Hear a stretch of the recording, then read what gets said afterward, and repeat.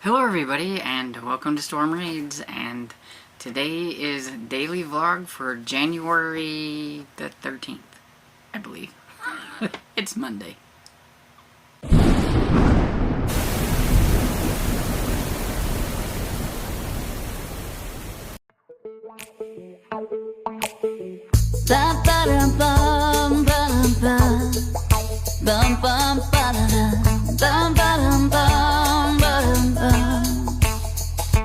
It's a good morning. It's a good morning. Sun is shining, birds are singing.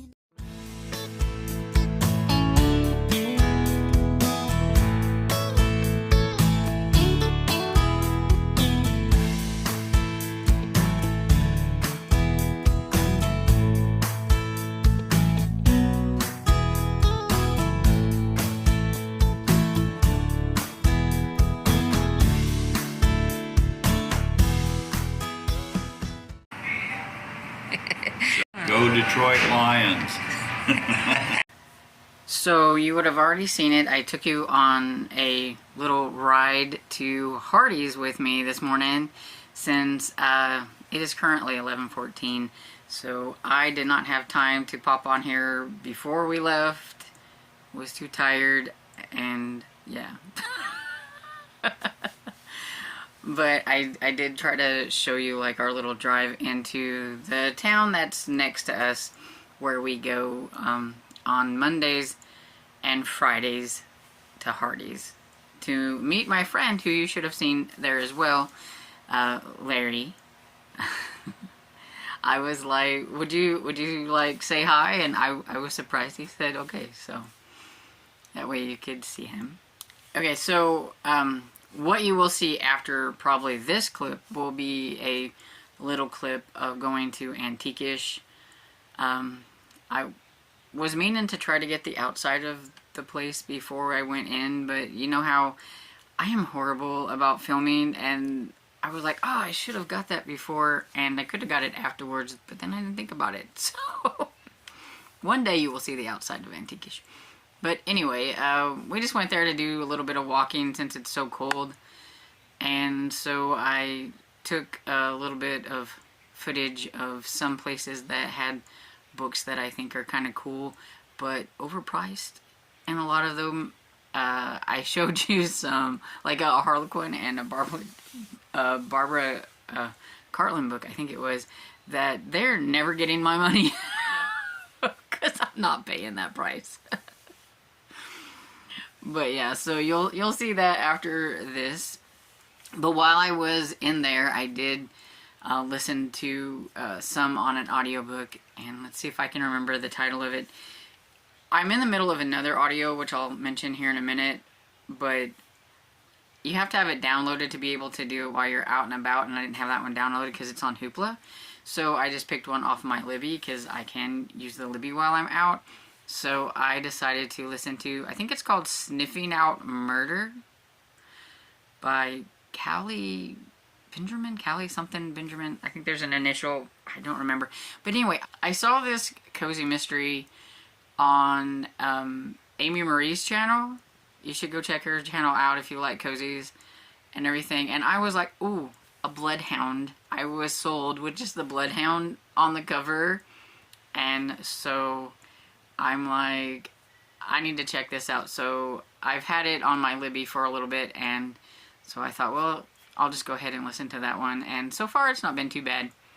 It's about a lady whose name has escaped me, and her bloodhound, I can remember, whose name's Bailey. So she's a teacher, or she was a teacher. She's like, I don't know, I can't remember if it was resigning or I think she's resigning because she's now writing children's books and everything. And there's like a really nasty woman who has a child that was in her class who's not a very nice person, and they were in the restaurant, I think it is, where her aunt works or owns, and she was really nasty about Bailey the bloodhound being there, and I don't like her already, so I kind of hope she's the victim. because I don't like her. But yeah, so yeah, that's pretty much what I know of this so far. And so, fill you in later whenever I kind of know a little bit more about what's going on and everything, just kind of the setup stuff. The other one that I am working on was one that I picked yesterday and then I forgot to mention it. And that one is Death in the Book Lovers Loft by Ellery Adams, I think. I'm over halfway finished with it. I should be able to finish that one up pretty quickly. I think it's the last one in the series, and there are some things that I like about it, and there are some things that I don't like about it. And so I'm kind of sad that it's like the last...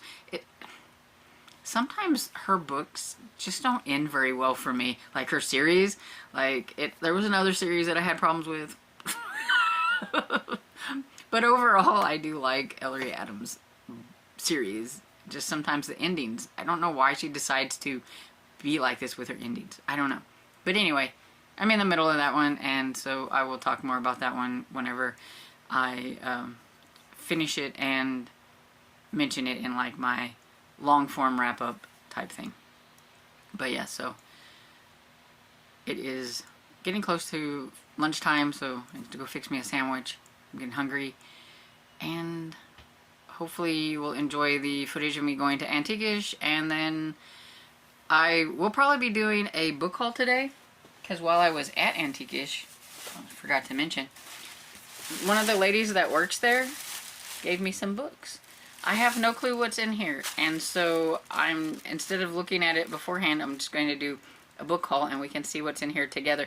She tells me that I can sell them or I can keep them. She doesn't care, but she gives me these books. So, which is kind of funny since she works at a place where they sell things and she gives them to me, so I'm not complaining.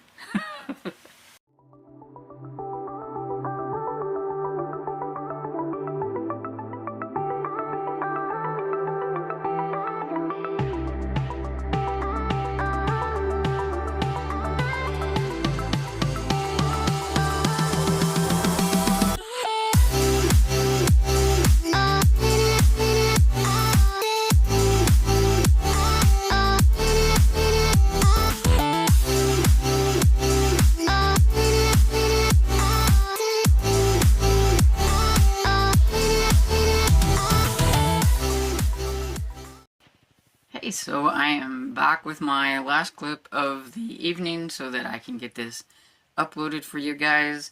I had my lunch. It wasn't a whole lot, and then I worked on editing. I uploaded a video. You probably already seen it by now.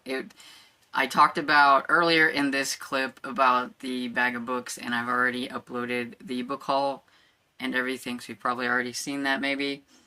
And what I'm going to do now, I think, is I'm going to feature one of the books that I'm reading, because I really haven't really talked about them.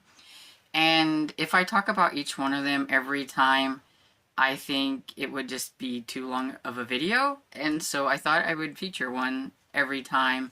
That way you know how I'm doing on the book. And so this one is The Came a Spider by Michael Hammonds. And this one came out in 1989, and pretty much it is about a lady who is always seems to be on the run from this guy Cable. Like, they had a romance, a little dalliance, I guess you could say, and he got like super attached to her and fixated and obsessed with her, but she was kind of scared of him because he just seemed all of a sudden like really just scary. And when she tried breaking things off with him, he did not go for it very well. And when she moved on from him, he followed her, he called her, the police said they couldn't do anything, and everything. So she's just, even the policeman said the best thing you could do is probably just move, because unless he, does something violent, there wasn't nothing they could do about it. And he's like, there's other ways you can take care of it. He goes, but I don't necessarily think you should do that, because then you'll be the one in trouble. but he was pretty much telling her that you either run away or you kill him. so she, moves on with her life, but then she starts dating this one guy, and then all of a sudden he ends up killed, and she gets suspicious that, maybe something has happened and stuff. So you have a lot of that going on.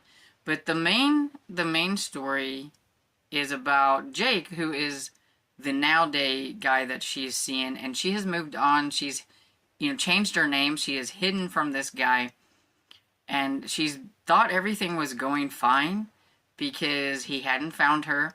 She's been with this guy Jake for a while. She kind of started letting her guard down and everything, and kind of letting him in a little bit, but she's still kind of closed up.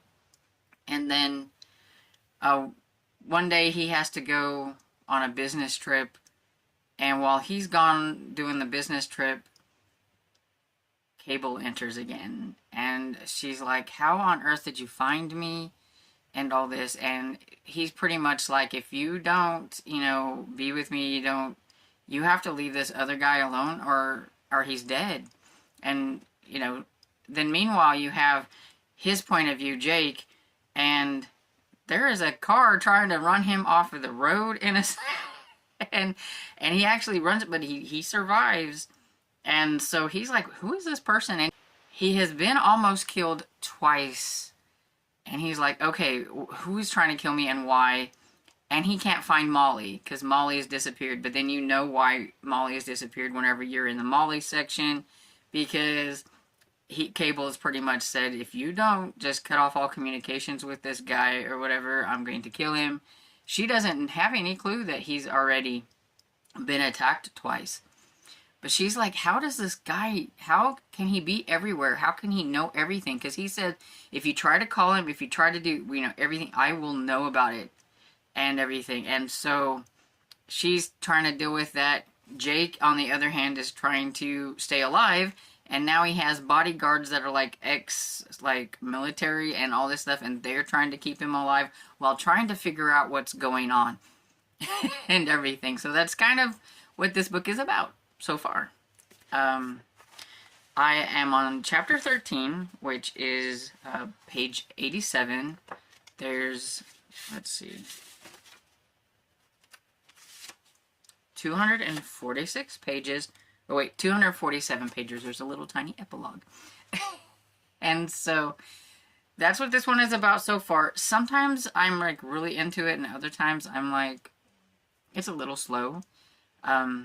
But there's been quite a bit of like kind of action, especially when somebody's after this Jake guy. It's just really weird. It's kind of takes you like you get these like flashbacks of like Molly's, as she's trying to get away from this Cable, she's flashing back to what has happened in the past regarding some of her friends and things that have met a demise of some sort, and she's realizing that it was because of this Cable guy and things like that. And so, yeah, it says, first he loved her, then he lost her, now he's coming to kill her. And so, yeah, it's kind of like a little bit of a cat and mouse, but he always seems to be able to find her. If she moves to a different hotel, he finds her. He's been able to like locate this Jake guy and everything. And so yeah, so it's not too bad. But that's what I'm working on. I'm currently reading this one. I think I'm going to work on it during reading sprints tonight that are on Sarah from the Bookish Knitters channel, because I'm on there with them and everything. And I'm filming this actually while we're on a reading sprint, so I need to get off of here so I can read. So I hope you enjoyed this video, and if you did, please give it a thumbs up and subscribe, and I will see you all in the next video. Bye!